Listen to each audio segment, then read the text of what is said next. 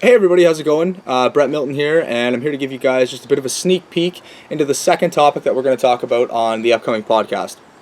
Again, just as a reminder, the podcast actually gets launched September 30th. So be sure to tune in, be sure to get your questions in beforehand because we do have a 30-minute section dedicated to answering questions from our viewers in relation to these tidbit videos that we provide that give you a bit of insight into the topics that we're going to delve into and some of the thoughts that we have leading into the discussion. So this one in particular is a very interesting topic and one that I certainly care about a great deal and one that I've put a lot of thought and analysis into, and I'll provide some of that to you today. The topic in general is relates to Michael Sam and more broadly barriers that gay athletes face in relation to the entry into professional sports, their careers. I'm going to provide a little bit of historical analysis, a lot of history in relation to careers that have been thwarted due to sexual discrimination, the unjust promotion of heteronormativity. I'll go into what that concept means, and I'll explain how it's really mirrored society over the past few decades, and how a lot of careers have really been damaged, a lot of lives have been damaged from it, and I'm going to talk about what Michael Sam will likely face in relation to just a media perspective. And I choose to delve into this topic because it's not one that really gets promoted a lot. It's not one that really gets discussed a lot. I mean, sure, you'll have headlines that are promoted by liberals just to say, okay, we have an openly gay person in the NFL, very first. And yeah, of course, this is historical, but I think a lot of context is needed in relation to the broader issue of homophobia in sports. Specifically, a lot of the hyper-masculine sports, the hockeys, the footballs, baseball even, and a lot of others too. So that's kind of what this video is meant for, and I'll delve right into it. So I'd like to talk about a few quasi-recent gay athletes who have come out and kind of how it's impacted their careers and where they're at. The first obviously being Glenn Burke. Glenn Burke is significant on numerous levels. For those who don't know, Glenn Burke was a baseball player.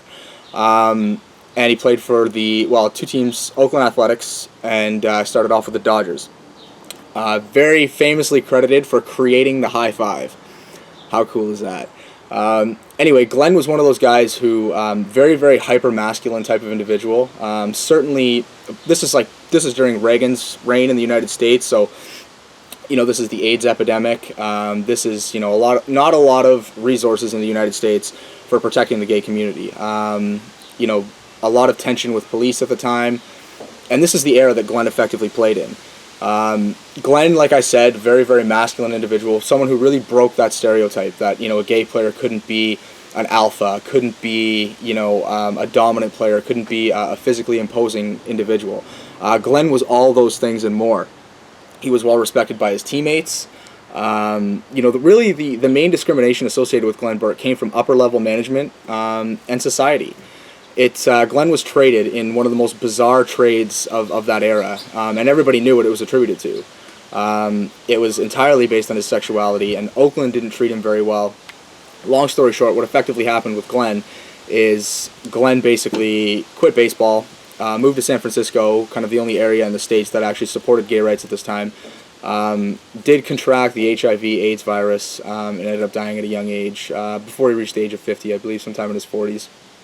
But I'll have to stat check that one. But yeah, it's basically in a nutshell what Glenn provided in the advancement of the eradication of homophobia in sports was that he really eradicated that social discrimination that gay athletes can't be alphas and they can't be.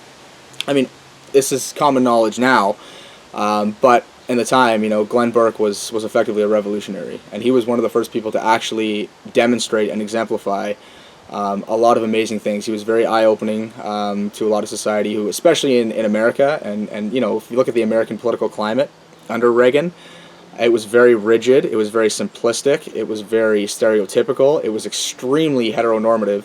And what I mean by that, heteronormativity is basically the idea that everything is transferred through heterosexual relationships. Obviously benefits, the whole social idea of the family was based on a man and a woman. It was very, very rigid. It was very unjust, and it was a terrible time period in terms of the advancement of sexual rights. It was a very difficult one. Glenn lived through that, and that's why Glenn really is seen as a cornerstone on the development of gay rights and the acceptance and the embracing of gay individuals in sports. He's undoubtedly a pioneer. The second person I'd move to, a little bit more modern, and a lot of people, you will probably know exactly who this is Jason Collins, the basketball player who came out a couple years ago. Now, Jason Collins is very interesting as well, and Jason Collins actually embodies something very, very different from Glenn Burke. Extremely different. Jason Collins was the consummate professional. Very well respected, very well liked by his teammates, but instead of Glenn Burke, who was kind of seen as this amazing, unique personality, Jason Collins was kind of the ultimate conformist. Someone who really, really just played by the rules, was a role player, did this, did that, crossed all his T's, dotted his I's, and when he came out as the first openly gay player in the NBA, it was very well received, which was fantastic. And a part of that was just because of who he was as an individual.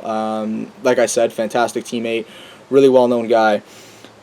The issue with Jason Collins, nothing to no fault of his own, but in terms of when we look at the issue of homophobia in sports is, as a lot of people know, when people use homophobic slurs in sports, and you see it all the time, it typically associates individuals with the lesser. It's a way, when someone drops the three-letter F word, it references someone as being part of a lesser group, whether it be a lesser sexuality, a lesser skill level. It's always associated with lesser, and that mirrors often, and has mirrored historically, the way that society has treated individuals with different sexualities outside of heteronormativity.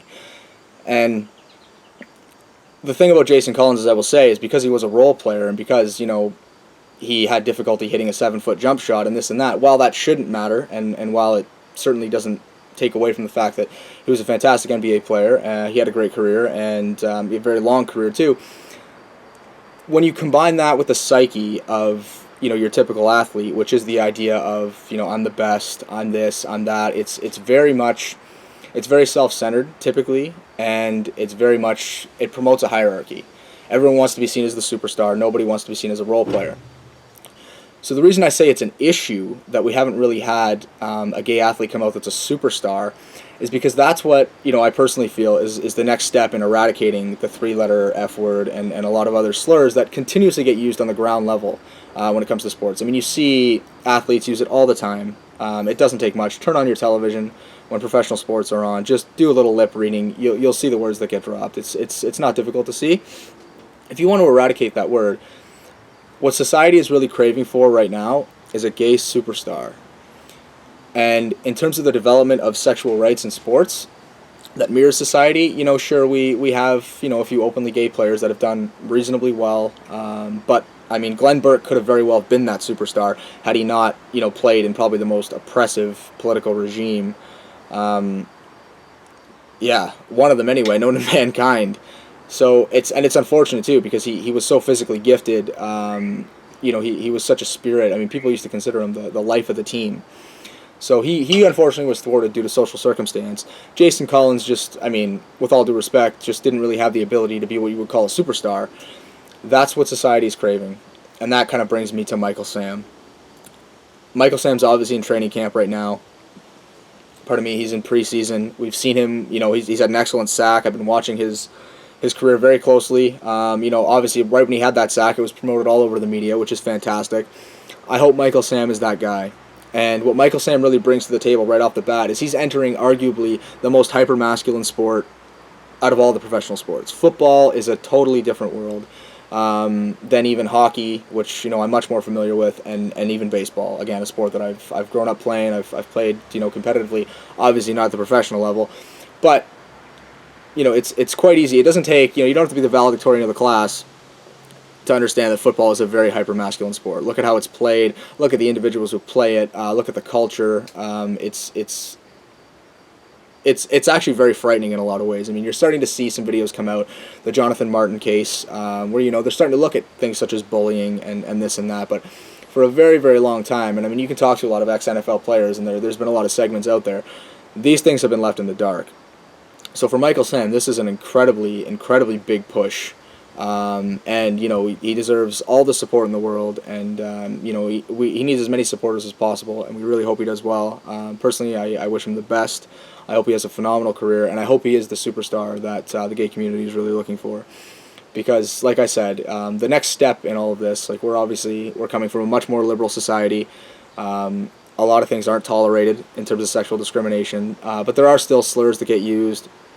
It's far from a utopia, and the next step clearly is a gay superstar, someone that not only exceeds expectations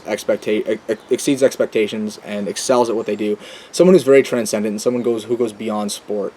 You know, the reason people fall in love with athletes like LeBron James isn't just because he's a phenomenal basketball player. It's because of what he embodies and what he represents socially as well. Look at his return to Cleveland. What does his return to Cleveland symbolize? He's going back to, arguably when he talks about like his personal connection to Akron and Cleveland, it's very socioeconomic in a sense. He understands his value to Cleveland as an economy. He understands his role in terms of being a role model to young children. He goes beyond just putting a ball in a basket and having phenomenal vision and all the skills that he has. He's beyond sport. And that's what superstars are, and that's why we love sport, and that's why we get so invested and so involved in sports. Is there's some people who are just artists, and whatever they do goes beyond the basic sport that they play. And in terms of eradicating the three-letter F word, when you combine what I mentioned before, the psyche of an athlete, in that I need to be the best, I need to be this, I need to be that. If you have a gay superstar, if Kobe Bryant, if Aaron Rodgers, if Sidney Crosby, etc., until those individuals start coming out, any of them, should they actually be gay, that's when you're going to see some real changes made. That's when you're going to see the eradication of the three-letter F word. That's when you're going to start to see things, see this thing really, really move. And it's a slow process. Obviously it has been. I mean, any sort of social change. If you look at just look at the advancement of women in sports, it's typically not a very quick, subtle turnover. It's lengthy, it's enduring, it's grueling. Any sort of social change in society or sport, and that's really part of what this podcast is about. We're interested in the relationship between sports and society, how one tends to mirror the other, and it's a very complex relationship, but it's one that we're highly interested in, and it's one that doesn't get touched on enough. It doesn't get touched on enough, and for your casual sports fan, we're really here to educate, and we're here to promote something that's thought-provoking, that's engaging. So if you have any thoughts in relation to this, do share it. As I said, in terms of this process, the next step in eradicating the three-letter F word and eradicating a lot of social barriers is we need a gay superstar. We need somebody who goes beyond sport and excels at what they do, and people start talking about becoming a politician. People wanted Lance Armstrong to become a politician before people found out what Lance Armstrong was really like. You need that with a gay athlete. You do. And Michael Sam, I hope you're the guy. And I root for you very, very heavily.